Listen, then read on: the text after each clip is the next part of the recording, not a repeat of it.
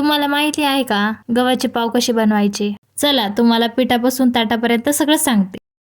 नमस्कार सगळ्यांना. तुम्ही कधी घरी पाव बनवले आहे का? ते पण गव्हाच्या पिठापासून? नाही बनवले ना? तर चला आजची आपली रेसिपी आहे गव्हाच्या पिठापासून बनणारे लादी पाव. लहान मुलांसाठी हेल्दी आणि टेस्टी. चला तर मग सुरू करू. सगळ्यात पहिले मी एका वाटीमध्ये कोमट पाणी घेतले. त्यामध्ये थोडीशी साखर आणि 2 टीस्पून ईस्ट थोडंसं हलवून 10 मिनिटे साईडला ऍक्टिव्हेट ईस्ट होण्यासाठी ठेवून दिलं. आता आपलं ईस्ट ऍक्टिव्हेट झालं. याला बाजूला ठेवून पीठ मळून घेऊ. आता मी 2 वाटी गव्हाचं पीठ घेतलं.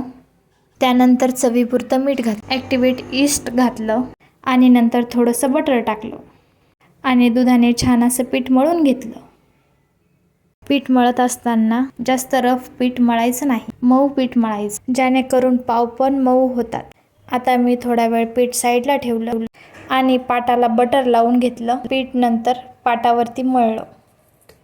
पीठ मळत असताना छान असं खूप वेळ पीठ मळायचं, गडबड करायची नाही. आता माझं पीठ मळून झालं. ते पीठ एका भांड्यामध्ये ठेवून पिठाला छान असं पॅक झाकून ठेवलं. नंतर हे पीठ अर्धा घंटा रेस्टला ठेवलं. आता अर्धा घंटा झाल्यावरती बघा आपलं छान पीठ फुगलेलं आहे. आता ह्या पिठाला छान आणखी थोडंसं मळून घेऊन नंतर हाताला थोडंसं बटर लावून छोटे छोटे पिठाचे गोळे बनवून घेतले.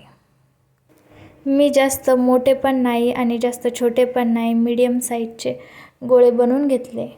तुम्ही तुमच्या आवडीनुसार बनवू शकता. आता माझे गोळे बनून झाले. नंतर याला ओल्या फडक्याने छान असं झाकून ठेवायचं 15 मिनिटासाठी. 15 मिनिट झाल्यावर गोळे असे छान फुगलेले आहे.